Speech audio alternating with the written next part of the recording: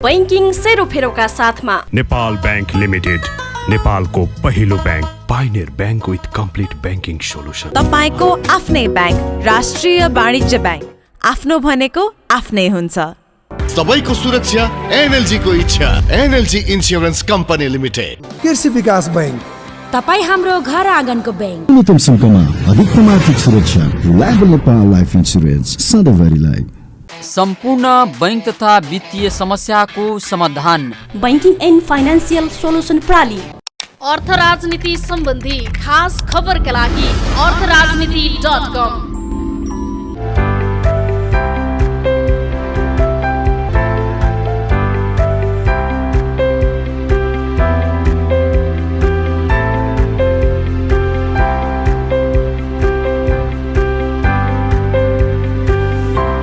आदरणीय दर्शकवृन्द नमस्कार। सम्पूर्ण बैंकिङ तथा वित्तीय समस्याको समाधान भन्ने मूल नाराका साथ स्थापित बैंकिङ एन्ड फाइनान्सियल सोलुसन प्रणाली काठमाडौँको प्रस्तुति नेपाली टेलिभिजन क्षेत्रकै एक मात्र विशुद्ध बैंकिङ कार्यक्रम बैंकिङ सेरोफेरोमा यहाँलाई हार्दिक स्वागत गर्न चाहन्छु। म मनोज पौड्याल।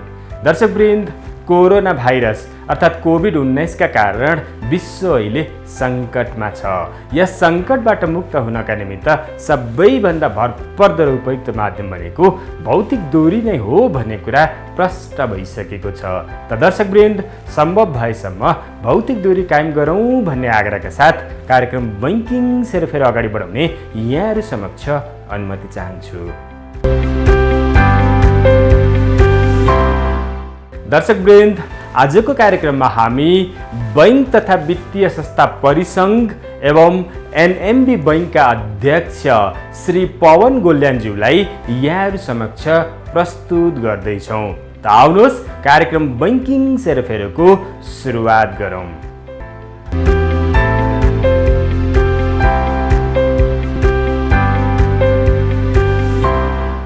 सर नमस्ते। नमस्ते। कार्यक्रम बैंकिङ सेरोफेरोमा स्वागत छ। धन्यवाद। आराम हुनुहुन्छ? एकदम ठिक छ। अनि तपाईँ? मलाई पनि ठिकै छ। हजुर। कोभिडले गर्दा दिनचर्यामा कुनै परिवर्तन आछ कि एज युजुअल छ सर? अब त युज टु भइसक्यो। अब कोभिडको नाउँमा कति दिन घरमा बस्ने, कति दिन काम नगर्ने भन्ने भइसकेको छ। अब त यो न्यू नर्मल भन्ने चाहिँ आइसकेको छ। भनेपछि अलमोस्ट अब नर्मलाइजेसनतिर जनजीवन अग्रसर छ भनेर बुझ्दा हुन्छ। एकदमै। यो त डाटाहरूले पनि देखाउँछ नि त। ब्याङ्कमा चाहिँ बढेकै छ। यो तपाईँको डिमान्ड चाहिँ कर्जाको डिमान्ड बढेकै छ। र अरू सेक्टरहरूको इम्पोर्टकै हेर्नुहोस्, डाटाहरू हेर्नुहोस् कति बढेको छ। एक्सपोर्ट पनि अलिअलि भए पनि बढेकै छ। त समग्र रूपमा चाहिँ कन्ट्रीमा केही सेक्टर अझै पनि ग्रसित छन्, जस्तै टुरिज्म सेक्टर, खास गरिकन फिल्म इन्डस्ट्री, तपाईँहरूको यो टिभी च्यानलहरू, मिडिया अलिकति यो चाहिँ अलिकति गाह्रोमा छ। यस्ता सेक्टरहरू टुरिज्म खास गरिकन बढी गाह्रोमा छ। र टुरिज्म रिलेटेड साना पसलहरूदेखि लिएर तिनीहरू चाहिँ गाह्रोमा छन्। एसएमई साना व्यवसायहरू अलि समस्यामा छन्। तिनीहरूलाई चाहिँ सपोर्टको झन आवश्यकता छ अहिलेको बेलामा।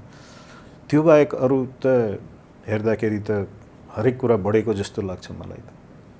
ओके सर, यहाँ बैंक तथा वित्तीय संस्था परिसङ्घको अध्यक्ष, साथै एनएमबी बैंकको पनि अध्यक्ष हुनुहुन्छ। हाम्रो पनि विशेष बैंकिङ सेक्टर रिलेटेड नै कार्यक्रम भएकोले मैले बैंकिङमै फोकस्ड हुन चाहेँ। हजुर। हाल पहिलो चरणको कोभिडको दुष्चक्र त हामीले जसो तसो पार गऱ्यौँ। हजुर। दोस्रो चरणले ढपक्कै ढाकिदियो त्यस पछाडि इमिडिएटली। र अहिले आएर विशेष गरी दोस्रो चरण पछाडि बैंक तथा वित्तीय संस्थाको नेपालका समग्र रूपमा भन्नुपर्दा बैंक तथा वित्तीय संस्थाको स्वास्थ्य अवस्था कस्तो छ?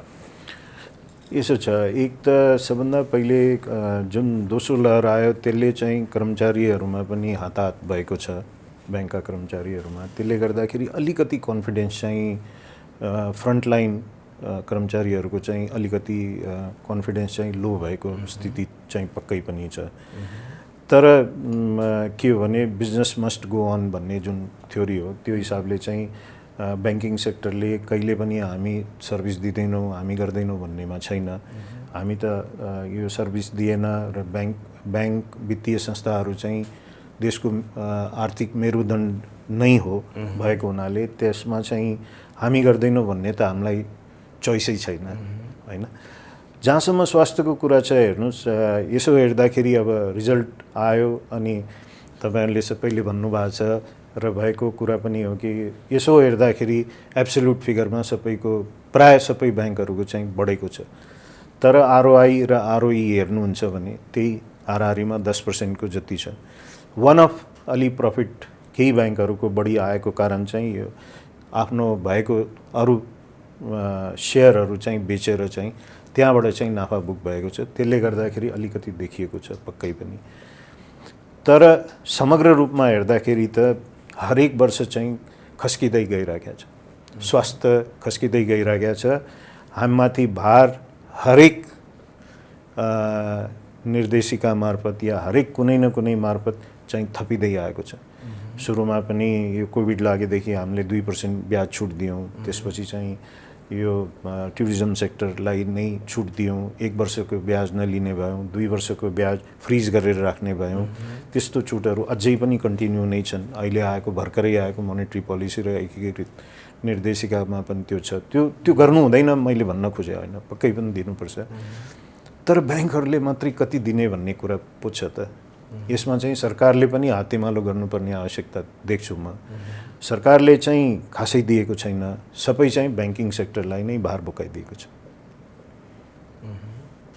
त्यसले गर्दाखेरि यो स्थितिमा चाहिँ ब्याङ्कको स्वास्थ्य भोलिका दिनमा कस्तो हुन्छ भन्ने चाहिँ एउटा ठुलो क्वेसन मार्क मेरो दिमागमा छ।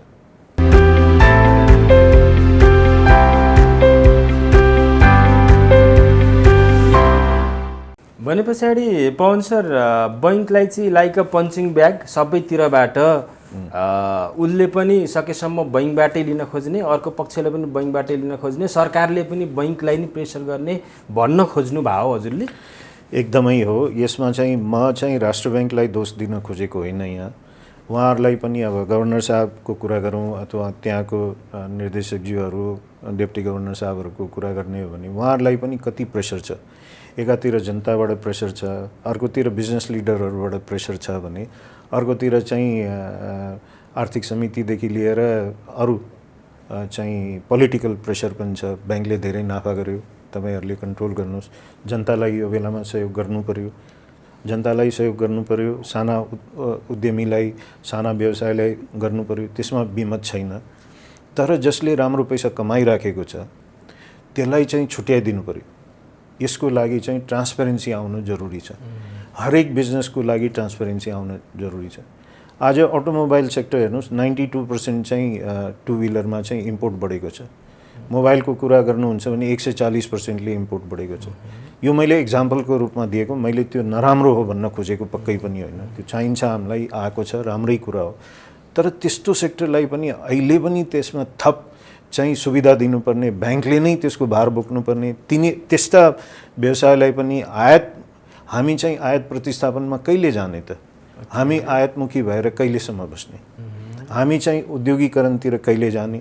कृषिको हामी कुरा गर्छौँ तर कृषिकरणमा कहिले जाने? त्यसको लागि जुन हाम्रो रिसोर्सेस छ त्यसलाई चाहिँ त्यतातिर लानु पर्यो। एकल दर भन्नाले त्यो सिङ्गल डिजिटमा चाहिँ तपाईँको ब्याज दर चाहिँ उत्पादनमुखी उद्योगहरू, रोजगारीमूलक उद्योगहरू, रोजगारीमूलक व्यवसायहरूमा चाहिँ गऱ्यो भने चाहिँ पक्कै पनि चाहिन्छ। कृषिमा चाहिन्छ, कृषिमा त झन् जति हुन्छ, निर्यातमूलक उद्योगमा जति हुन्छ हामीले सब्सिडाइज गरेर पनि सरकारले दिएको छ, नीतिहरू ल्याएको छ, त्यसलाई चाहिँ अझ बढाउनुपर्छ। त्यतातिर चाहिँ ब्याङ्कलाई पनि अलिकति छुट गर्न भन्यो भने चाहिँ ब्याङ्कहरू पनि पछि पर्दैन। तर घुमीफिरी चाहिँ आयातलाई बढाउने काममा चाहिँ ब्याङ्कलाई चाहिँ नोक्सान पारेर आयातलाई बढाउने काम भयो भने यो कहाँसम्म सम्भव हुन्छ? आज ब्याङ्किङ सेक्टर यस्तै विस्थापित हुँदै गयो अथवा जुन हिसाबले खस्किँदैछ त्यो खस्किँदै गयो भने भोलिका दिनमा के हुन्छ? यो व्यवसाय, ब्याङ्क नभएर व्यवसाय चल्दैन। यो पनि कुरा हो कि व्यवसायहरू भएन, उद्योगहरू भएन भने ब्याङ्क पनि चल्दैन। तर ब्याङ्क भएन भने एक दिन पनि चल्दैन। हामी त त्यसको मेजर स्टेक होल्डर हो नि। हामी त स्टेक होल्डरमा त मेजर स्टेक होल्डर हो। कुनै पनि व्यवसाय, कुनै पनि उद्योग, मेरै उद्योगमा पनि 70-80% त ब्याङ्कको पैसा लगानी छ नि त। त्यो डुब्यो भने के हुन्छ? त्यो कसको पैसा हो? त्यो चाहिँ पैसा त आम जनताको पैसा हो नि, डिपोजिटबाट आएको पैसा हो या जनताले लगानी गरेको ब्याङ्कमा चाहिँ सेयरमा लगानी गरेको पैसा हो। प्रायः त पैसा त्यही हो। हामी प्रमोटरहरूको पैसा कति नै हुन्छ र? त्यो त ठुलो पैसा छैन। एकातिर चाहिँ हामीलाई चाहिँ यो पन्चिङ ब्याग जुन वर्ड युज गर्नुभयो त्यो बनाइएको छ भने, अर्कोतिर चाहिँ एकदमै यस्तो फिलिङ आउँछ कि यो ब्याङ्कमा किन बसिरहनु अब? न पैसा कमाइ छ, न रिटर्न छ। आज न तपाईँको 10% रिटर्न भनेको अन इक्विटी भनेको त आजको मूलको हिसाबमा हेर्नुहोस् न, यदि सेयरको मूलको हिसाबमा हेर्नुहुन्छ भने त त्यो 3% पनि भएन, 3-4% पनि भएन। 100 रुपियाँको मूलमा न 10 रुपियाँ कमाइराखेको छ, हो कि होइन भन्नुहोस् त? त्यो भनेको के हो? त्यो केही पनि होइन। कुन चाहिँ व्यवसाय नेपालमा, मलाई एउटा व्यवसाय देखाइदिनुहोस्। म त के भन्न चाहन्छु भने यो चाहिँ बिजनेसलाई अलिकति अरू बिजनेसहरूको डाटासँग दाँजौँ। यो बिजनेस लिडरहरूले जुन ब्याङ्कलाई बारम्बार गाली गर्नुहुन्छ, उहाँहरूलाई मेरो रिक्वेस्ट हो कि पहिला चाहिँ अरू बिजनेसहरूसँग दाँजौँ। नेपालमा कति नाफा गर्ने हो जुन नियम छ त्यसलाई कडाइको साथ पालन गरौँ न त। 20% नाफाभन्दा बढी गर्न पाइँदैन भन्ने ब्यालेन्स सिटमा देखाएकोलाई के कारवाही भएको छ त आजसम्म? होइन। र त्यस्तो गरी चाहिँ ब्याङ्कलाई यो स्प्रेड दर यति हुनु पर्यो, उति हुनु पर्यो बोल्नु चाहिँ उचित होइन कि। बरु यो बोल्दा हुन्छ, सरकारसँग माग्नुहोस् न, जति माग्नु छ अनुदान माग्नुहोस्। ब्याङ्कलाई भार किन बोकाउने? पक्कै पनि माग्न मिल्छ। मलाई यो पानीको ग्लास चाहिँ एउटा होइन, मलाई फ्रीमा 2टा चाहियो। यो मेरो मौलिक हक हो माग्ने। पाउँछु पाउँदैन त्यो आफ्नो कुरा छ, तर तपाईँको ग्लास चाहिँ मलाई चाहियो भन्न त मिलेन नि। अर्काको भाग खोज्न त पाइयो। अर्काको भाग खोसेर यो चाहिँ यो बिजनेस नेता बन्नको लागि पनि ब्याङ्कलाई गाली गर्यो भने चाहिँ ठुलो नेता बनिन्छ भन्ने जस्तो पो भइसक्यो त।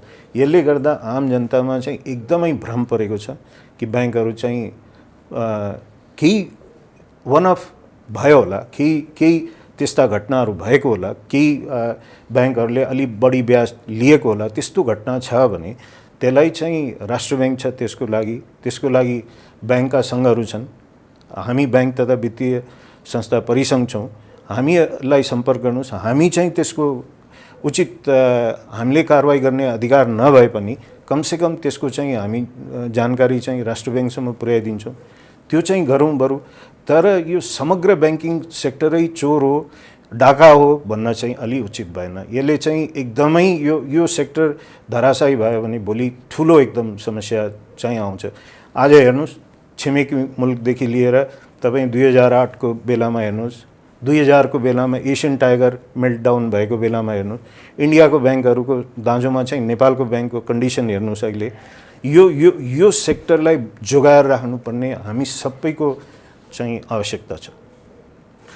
पवन सर, हजुरले यसो भन्दै गर्दाखेरि फेरि फिगरले त 4 अर्ब 4.5 अर्बको नाफा देखाउँछ। हजुर, त्यसमै फेरि पूर्व अर्थमन्त्री, पूर्व प्रधानमन्त्रीज्यूहरूले नाफामुखी भए बैङ्किङ क्षेत्र यिनीहरू मात्रै मोटाका मोटाइ छन्, नाफामा अङ्कुश लगाउनु पर्छ भन्ने लगायतका सार्वजनिक अभिव्यक्ति दिनुहुन्छ, जसले गर्दाखेरि यो कुरालाई अझ मलजल पुगेको छ। यस्तो अवस्थामा यहाँको भन्नु के छ? एकदम उहाँहरूले भनेको कुरा भन्छ नि, एकदम त्यसलाई चाहिँ नकार्न मिल्दैन। तर त्यसको लागि सिस्टम बनाइदिए भइहाल्यो नि कि ब्याङ्किङ सेक्टरले नाफा गर्नै नहुने भनेर चाहिँ गरिदेऊ न त। त्यो के हो त? त्यो त्यस्तो कानुन ल्याइदियो भने त गर्न मिल्दैन। या यति नाफा गर्न मिल्छ भनेर चाहिँ तोकिदिँदा हुन्छ नि त। यो टर्नओभरमा यति % नाफा गर्न मिल्ने अथवा आरओआई यति गर्न मिल्ने या कुनै हिसाबले तोकौँ। तर त्यो ब्याङ्किङ सेक्टरको लागि मात्रै किन, त्यो अरू सेक्टरको लागि किन होइन? यो हरेक सेक्टरको लागि तोकेर ल्याएपछि हामीलाई कुनै यसमा केही भन्नु छैन। राज्यको जस्तो पोलिसी हुन्छ त्यसरी चल्ने हो। तर यो हामीलाई निजात चाहियो। यो दिनभरि गाली सुन्दा एकदम अब चाहिँ अति भइसक्यो।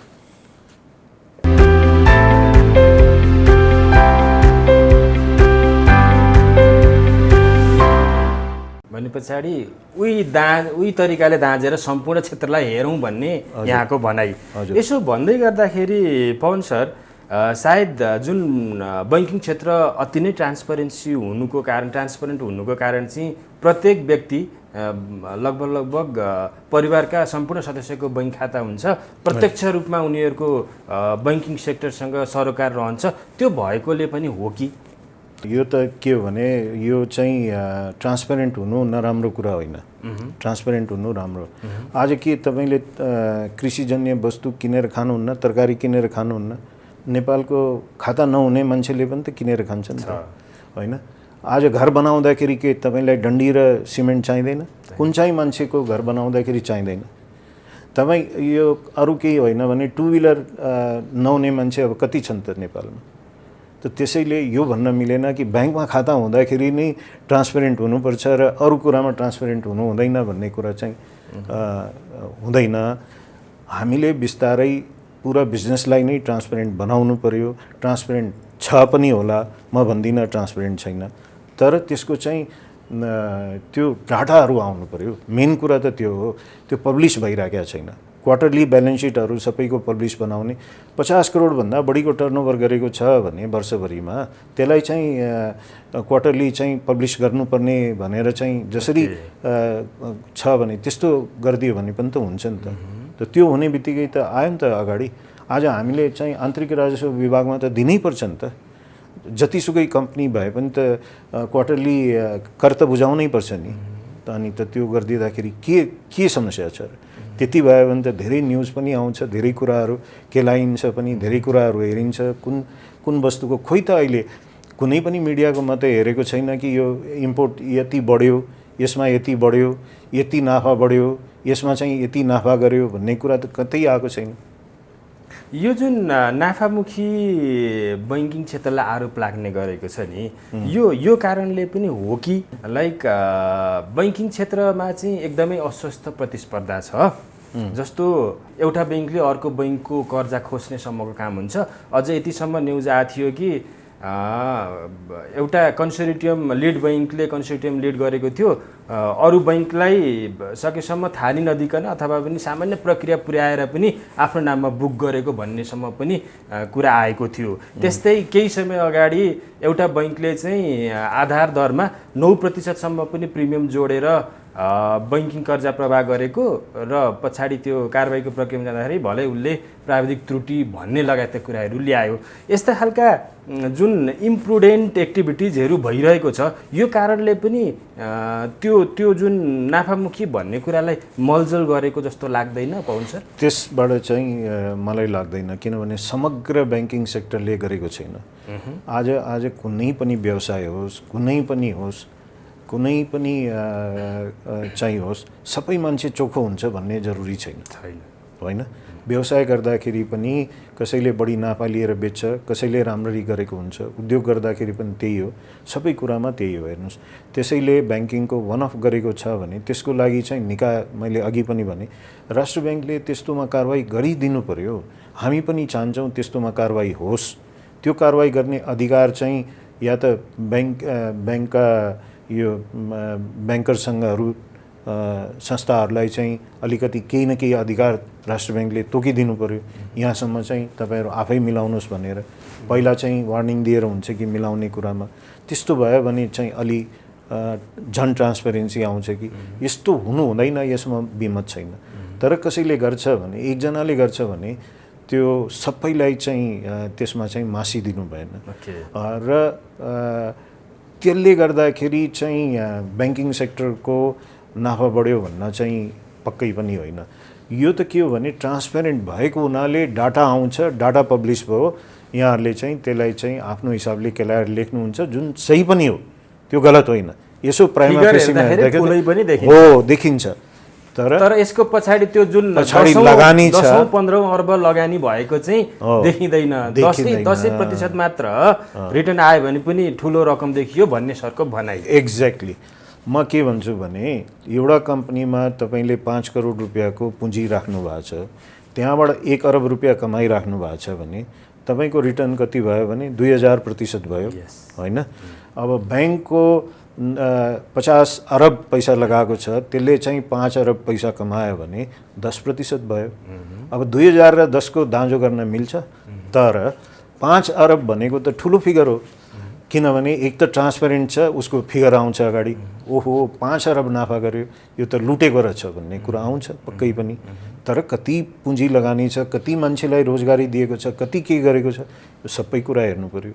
समग्र रूपमा हामी रोजगारीको कुरा पनि नगरौँ, केही नगरौँ, तर नाफाको त कुरा गरौँ, त्यसको पछाडि पुँजी कति छ भन्ने कुरा गरौँ न, र कति वर्षसम्म त्यो सेयर होल्डरहरूले 1 पैसा पनि नकमाएर बसेको छ भन्ने पनि हेरौँ न। त त्यो सबै हेर्दाखेरि अब सबैको बिजनेसको नेचर अलग अलग हुन्छ। हेर्नुहोस्, ट्रेडिङ बिजनेस आज गर्यो भोलिदेखि नाफा सुरु हुन्छ, नाफा भएन पर्सिदेखि बन्द गर्दा हुन्छ। उद्योग गर्यो भने तपाईँले आज गर्यो भने नाफा 2-3 वर्षपछि हुन्छ। ब्याङ्किङ भनेको पनि उद्योग हो, ब्याङ्किङ भनेको ट्रेडिङ होइन। हेर्नुहोस्, र दिगो समयको लागि हो। यो चाहिँ पवन गोल्यानको सम्पत्ति होइन, या जोसुकै भए पनि उसको जतिसुकै लगानी भए पनि उसको सम्पत्ति होइन। मेरो बिजनेस चाहिँ मेरो सम्पत्ति हो, तर ब्याङ्किङ भनेको मेरो सम्पत्ति होइन, यो देशको सम्पत्ति हो। यसलाई चाहिँ यो बिग्रियो भने चाहिँ पुरै देशै बिग्रिन जान्छ, भएको छ अरू कन्ट्रीहरूमा। यो चाहिँ अमेरिकादेखि सबैमा भएको छ, हामीलाई थाहै छ 2008 मा के भयो भन्ने कुरा। भने पछाडि यो कुरालाई यसरी समराइज गरौँ, हामी बैङ्किङ क्षेत्र प्रष्ट रूपमा ट्रान्सपरेन्ट छौँ र जति रिटर्न अन इन्भेस्टमेन्ट हुनुपर्ने हो त्यो ठिक छ, त्यो रेसनल छ, त्यो इलोजिकल अथवा अत्याधिक छैन, र यो चाहिँ अन्य क्षेत्रसँग पनि कम्पेयर गरेर हेरियोस् सो द्याट हाम्रो कति छ भन्ने कुरो अरूसँग दाँच्दाखेरि देखियोस् भन्ने र मैले समराइज गरेँ। एकदम ठिक छ, धन्यवाद। सर, श्रावणको अन्तिम साता मौद्रिक नीति सार्वजनिक भयो। हजुर, भलै प्रायसो पहिलो साता हुन्थ्यो, केही समय ढिला भयो। मौद्रिक नीतिलाई समग्र रूपमा यहाँले कसरी विश्लेषण गर्नुभएको छ? ब्यालेन्स हिसाबको आएको छ। अघि मैले राम्रो कुराहरू गर्दाखेरि यसमा चाहिँ नयाँ कुराहरू पनि छन्। एउटा चाहिँ 1% ब्याज बढी, विदेशबाट पैसा आएको खण्डमा 1% ब्याज बढी दिनुपर्ने, यो हामीले नै बारम्बार भनिराखेको कुरा थियो कि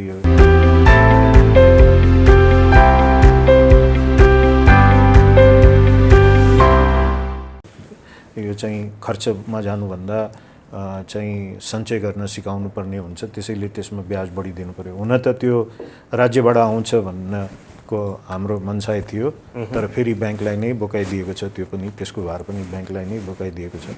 तर पछाडि एडजस्टमेन्ट गर्ने भनिएको छ क्या? त त्यो ठिकै छ, त्यो ठिकै छ। अब निर्देशिका त आइसक्यो, त्यहाँ पनि केही एडजस्टमेन्ट त्यस्तो खासै भएको छैन, त्यो राम्रै कुरा हो भन्छु म। र अरू पनि महिलाको कर्जाहरू, सहुलियतपूर्ण कर्जाहरूमा 15बाट 20 गरिएको छ, अरू पनि कर्जाहरू थपिएको छ, स्टार्टअपको लागि पनि कुराहरू आएको छ, यो सब राम्रो पक्ष हो।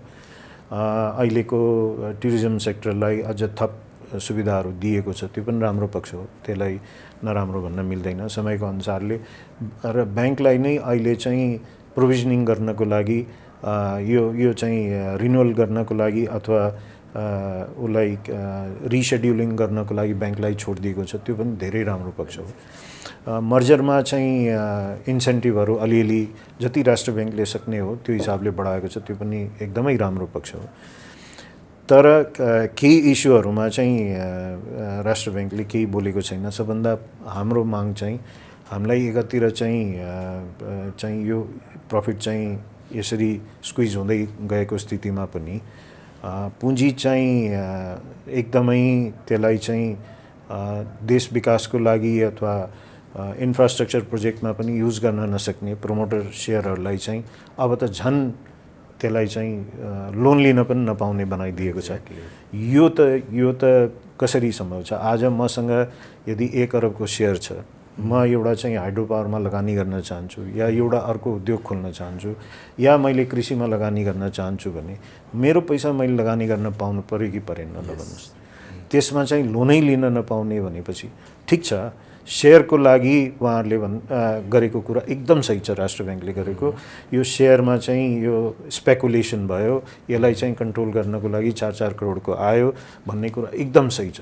मैले अस्ति यो कुरा गभर्नर साहबको अगाडि पनि एउटा यस्तै प्रोग्राममा राखेको थिएँ। उहाँले होइन त्यसमा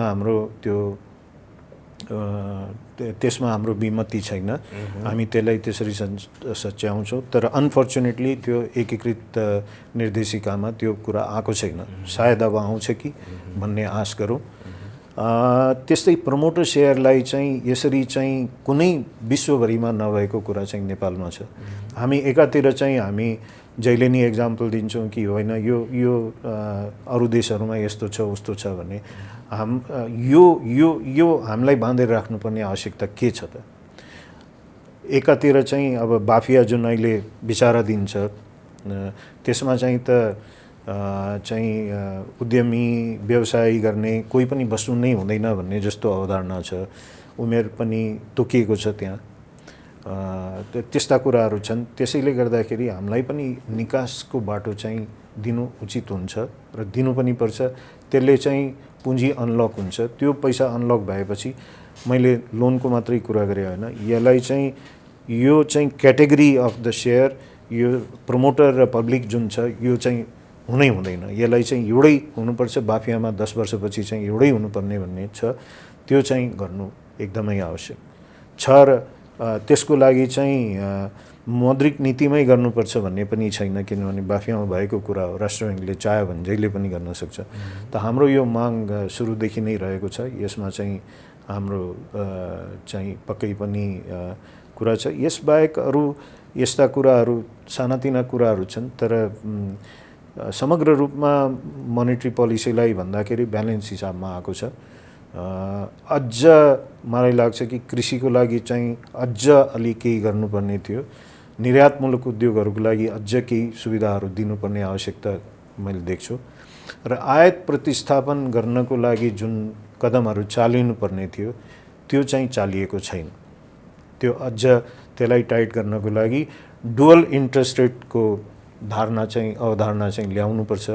यो पहिला पनि थियो नेपालमा। 30-40 वर्ष अगाडि वाणिज्य ब्याङ्क नेपाल ब्याङ्क हुँदाखेरि यदि 12%, मलाई यादै छ, 12% इन्डस्ट्रीलाई लाग्थ्यो भने ट्रेडिङ बिजनेसलाई 16% लाग्थ्यो। इम्पोर्ट गर्दाखेरि एलसी खोल्दाखेरि तपाईँको 25% चाहिँ क्यास मार्जिनै राख्नु पर्थ्यो। त्यो तपाईँको ट्रेडिङको लागि। इन्डस्ट्रीको लागि भए 5%मा त्यो पनि फिक्स्ड डिपोजिट रसिदले पनि हुन्थ्यो। त त्यसले चाहिँ आयात निरुत्साहित हुन्छ। त्यस्तो कदमहरू चाल्नुपर्ने आवश्यक थियो। त्यो त्यहाँनिर चाहिँ चुकेको छ राष्ट्र ब्याङ्क। भने पछाडि यसरी बुझौँ, जस्तो यहाँहरूको एउटा प्रमुख माग मध्ये एक प्रमोटर र पब्लिक सेयरलाई एकै गरियोस्। यो सायद अन्य मुलुकमा पनि छैन, कहीँ छैन, अधिकांश कहीँ पनि छैन।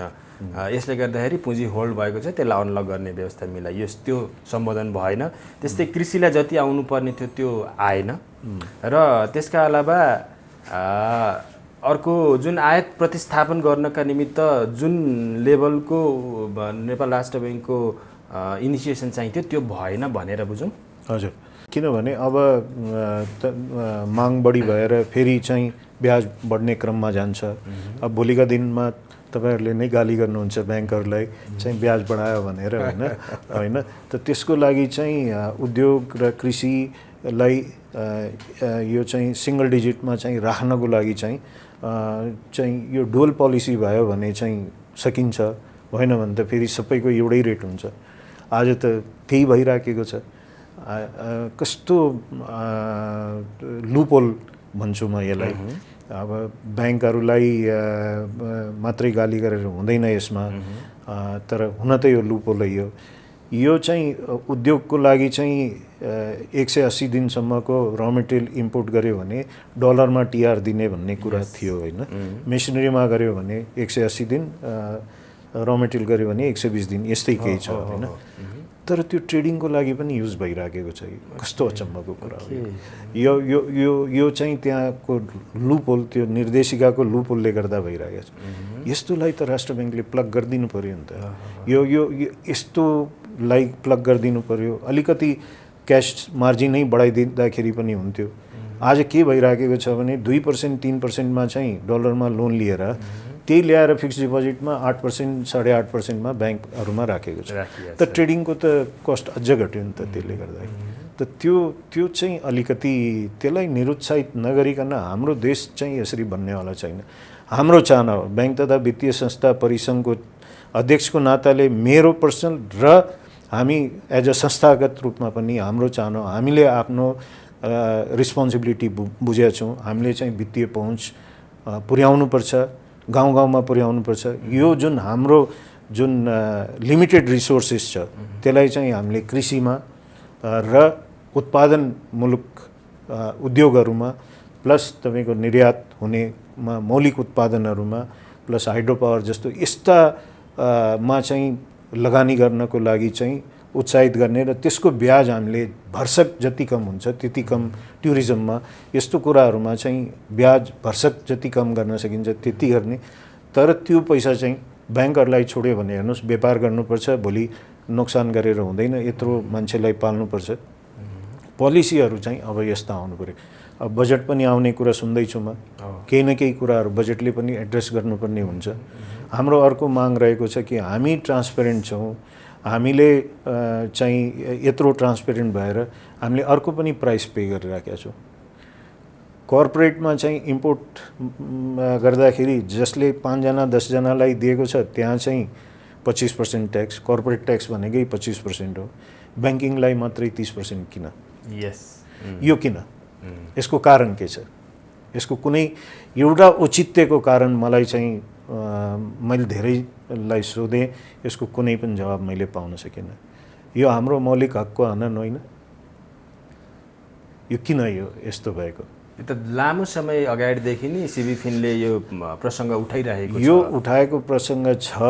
यो पनि हामीले चाहिँ कहीँ न कहीँ प्राइस चाहिँ ट्रान्सपेरेन्सीको प्राइस चाहिँ हामी तिरिरहेका छौँ, गुमाइरहेको छ। एकातिर चाहिँ गाली पनि हामीले नै खानुपर्ने, अर्कोतिर चाहिँ हामीले प्राइस पनि तिर्नुपर्ने जस्तो भइरहेको छ। हामी यो माग गर्दैनौँ कि हामीलाई उद्योग शरत दिनुहोस्, तर कमसेकम कर्पोरेट शरत त पाउने हाम्रो पनि अधिकार हो नि। त्योबाट हामीलाई वञ्चित राख्नु विमुख गरिएको छ। यो किन यहाँहरूको पहल नपुग्या हो कि के रहेछ? उताबाट केही आछ जवाफ? यहाँहरूले त लामो जवाफ आउने कारण के हो भने 2 अर्बको जतिको राजस्व घट्छ यसले, त्यो राजस्व कहाँबाट परिपूर्ति गर्ने भनेर चाहिँ नगरेको कारण यति मात्रै। ओके, अरू केही होइन। तपाईँ हेर्नुहोस् 40 अरब जतिको प्रफिट छ, 40-45 अरब जतिको, त्यसमा 5%ले 2 अरब जतिको राज्यलाई नोक्सान हुन्छ। त्यसको परिपूर्ति कहाँबाट गर्ने भन्ने कुरा छ। मात्र त्यति मात्र? त्यति मात्र, अन्य कुनै पनि लोजिक देखिया छैन? लजिक कुनै छैन। एनिवे आशा गरौँ चाँडोभन्दा चाँडो यो पनि माग सम्बोधन होस्।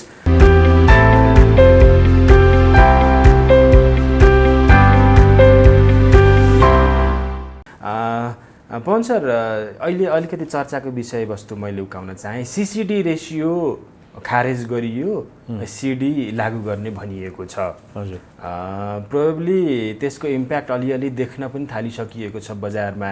किन भन्दाखेरि लोनेबल फन्ड टाइट हुँदै गएको र 1-2वटा लिडिङ कमर्सियल ब्याङ्कले नि ब्याज दर बढाएको भन्ने पनि बाहिर बजारमा आएको छ।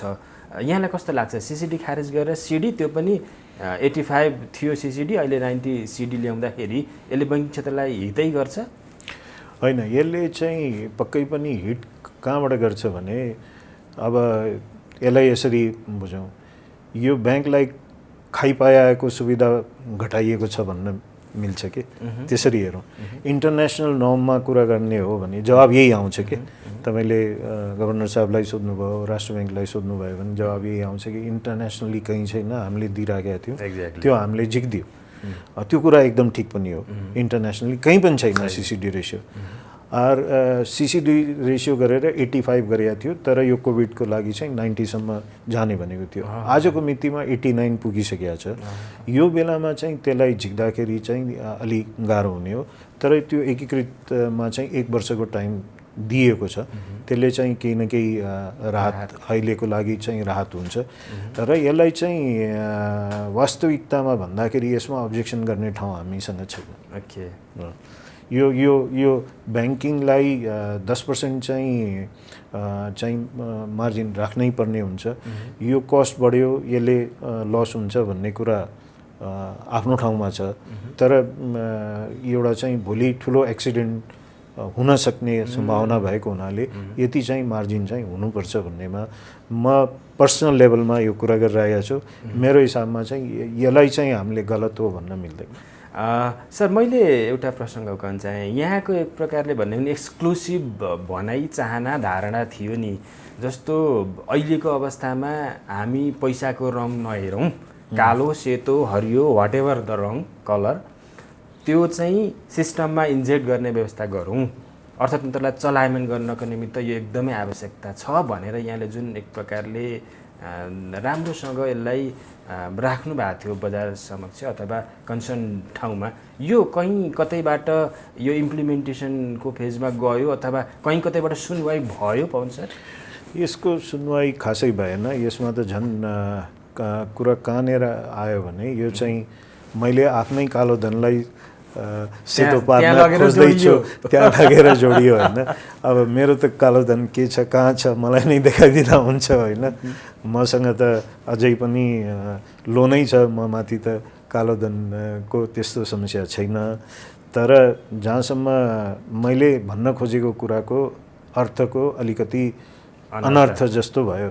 मैले भन्न खोजेको यसमा अरूभन्दा पनि गाउँघरमा चाहिँ जुन यो एक किसिमको यो एएमएल को डर छ नि, त्यो चाहिँ फुकाउनको लागि एक लिमिट महिलाहरूको नाममा चाहिँ 20 लाख 25 लाखसम्मको फिक्स डिपोजिट आयो भने, त्यो 2 वर्ष 3 वर्षको लागि फिक्स डिपोजिट आयो भने त्यो एक त महिला त्यसले सशक्तिकरण पनि हुन्छ। गाउँमा महिलाहरूको कस्तो स्थिति छ त्यो गाउँ जाँदा नै थाहा हुन्छ। ग्रामीण क्षेत्रमा दयनीय अवस्था छ, उनीहरू चाहिँ मालिक बन्छन्। अर्को त्यसले फाइदा के हुन्छ भने त्यो ओछ्यान मुनिको पैसा चाहिँ निस्केर बाहिर आउँछ। अहिले के छ, आफ्नो जग्गा बेच्दाखेरि 100ले कममा पास गराइदियो लिने मान्छेले, अनि उसलाई क्यास दियो भने ऊ त खुसी हुन्छ। ब्याङ्कमा गएर जम्मा गर्न जान्छ, खोइ यसको स्रोत भन्छ, अनि त्यसपछि जम्मा हुँदैन। त्यसलाई चाहिँ एड्रेस गर्नको लागि मैले भने हो यो कुरा, यो कलर नहेरौँ, यसलाई चाहिँ निकालौँ। यो ओछ्यान मुनि धेरै पैसा छ, मलाई थाहा छ। म गाउँ गाउँमा गइरहन्छु, पाहाडमा गइरहन्छु, मलाई थाहा छ कत्रो पैसा छ। प्यारलल इकोनोमी छ हाम्रो, यसमा कुनै बिमत छैन। प्यारलल इकोनोमीलाई धराशायी गरौँ, यसलाई चाहिँ हामी सिस्टममा ल्याउँ भन्नको लागि भने हो। त्यो एड्रेस अब फेरि पनि अब बजेट आउँछ, अब फेरि पनि ट्राई गर्ने हो, फेरि पनि बोल्ने हो। म चाहिँ यसलाई बिर्सेको पनि छैन, छोडेको पनि छैन।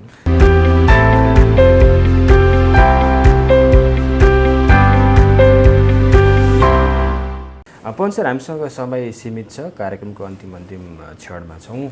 मर्जरलाई नछोइकन कार्यक्रम सम्पन्न नहोला सायद।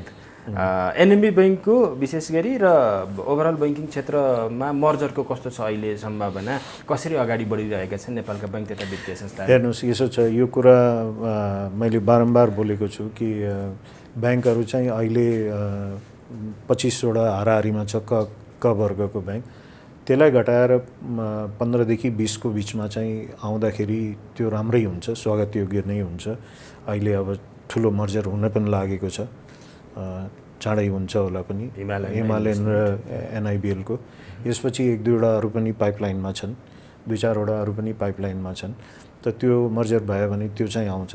तर ख र ग वर्गको ब्याङ्कहरू चाहिँ घट्नु हुँदैन, किनभने ख र ग को विलिन हुँदै गएपछि फेरि अब हिजो मात्रै मैले न्युज पढेँ, नयाँ लाइसेन्स दिने फेरि कुरा आइरहेको छ। यो के हो, एकातिर चाहिँ मर्ज गराउने अनि अर्कोतिर चाहिँ नयाँ लाइसेन्स दिने भनेको यो कन्ट्रोभर्सियल कुरा भयो। अहिले चाहिँ नयाँ लाइसेन्स दिनुपर्ने आवश्यकता बिल्कुलै छैन।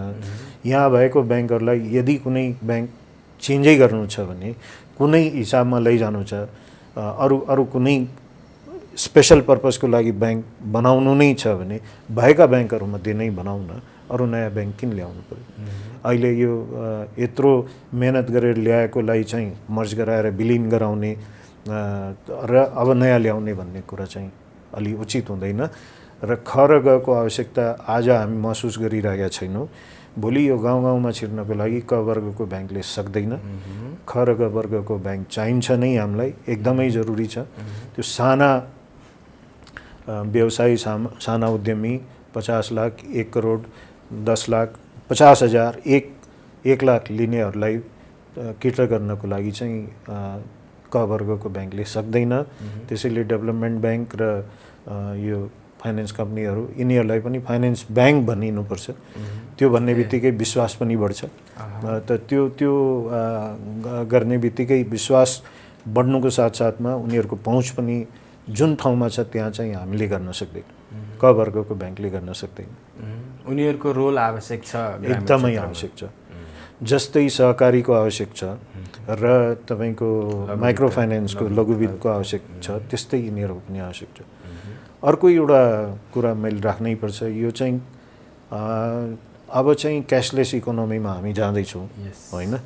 क्यासलेस इकोनोमीमा जानु एकदमै राम्रो हो, तर यो चाहिँ पाँचै तहको ब्याङ्कहरूमा लागू हुनु पर्यो। 3 तहको ब्याङ्कमा मात्रै अथवा 4 तहको ब्याङ्कमा मात्रै लागू भएर हुँदैन। यसमा चाहिँ सहकारीमा पनि त्यो लागू हुनुपर्ने आवश्यक छ। त्यो नभइकन त्यो प्यारलल इकोनोमी चाहिँ डाइ डाउन हुँदैन। पवन सर, कार्यक्रमको अन्त्यमा मैले एउटा प्रश्न जोड्न चाहेँ। यहाँ बैङ्क तथा वित्तीय संस्था परिसङ्घको अध्यक्ष, हजुर, बैङ्क तथा वित्तीय संस्था परिसङ्घ भन्नाले अधिकांश अध्यक्षज्यू अथवा सञ्चालकज्यूहरूको संस्था, हजुर, र अधिकांश अध्यक्षज्यू सञ्चालकज्यूहरू उद्योगी व्यवसायी, उद्योग व्यवसायको प्रत्यक्ष रूपमा बैङ्क तथा वित्तीय संस्थासँग संलग्नता छ। यस्तो अवस्थामा कतै यो बैङ्क तथा वित्तीय संस्था परिसङ्घ चाहिँ डाइरेक्टली इन्डाइरेक्टली आफ्नै हित गर्नका निमित्त परिकल्पना गरिएको हो भनेर मैले प्रश्न सोधेँ, म गलत हुन्छु? पक्कै पनि गलत हुनुहुन्छ। त्यसो भए त मैले सुरुमा नै यत्रो आर्ग्युमेन्ट गरेँ, तपाईँसँग यत्रो कुरा राखेँ, बिजनेस लिडरहरूको अगेन्स्टमा नै कुरा गरेँ। मैले 2 किसिमको जुत्ता म आफै लगाएको छु। म चाहिँ तर जुन कुर्सीमा बसिन्छ त्यसको लागि चाहिँ जब आफ्नो कुर्सीमा बसेपछि दायाँ बायाँ केही हेर्दैन, त्यस्तै जुन कुर्सीमा बस्छु म त्यहाँनिर त त्यसको चाहिँ धर्म त निभाउनै पर्छ। हेर्नुहोस्, मैले मात्रै होइन, सबैले निभाउनु पर्छ। आज ब्याङ्कमा गएर मैले मर्म बुझेको छु कि यो बिजनेसको समस्या यो छ भनेर बुझ्दाखेरि झन् राम्ररी एक्ट गर्न सकिन्छ।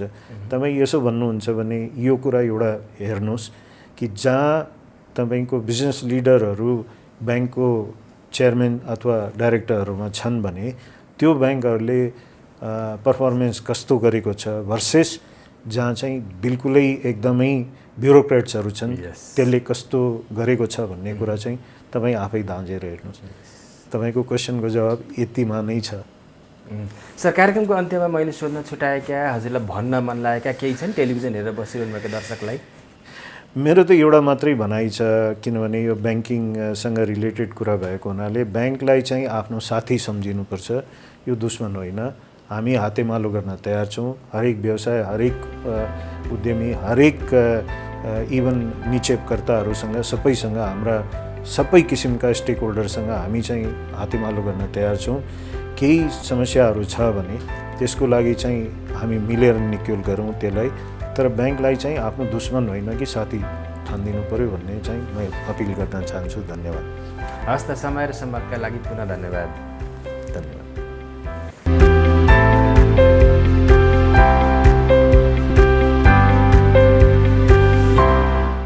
हवस् त, बैङ्क तथा वित्तीय संस्था परिसङ्घ एवं एनएमबी बैङ्कका अध्यक्ष श्री पवन गोल्यानज्यूसँगको साक्षात्कार सँगसँगै कार्यक्रम बैङ्किङ सेरोफेरोको निर्धारित समय सकिएको छ। पुनः अर्को साता तपाईँहरूको र हाम्रो भेटघाट हुने नै छ। तबसम्मको लागि म मनोज पौड्याल लगायत सम्पूर्ण बैङ्किङ सेरोफेरो युनिटलाई बिदा दिनुहोस्। नमस्ते।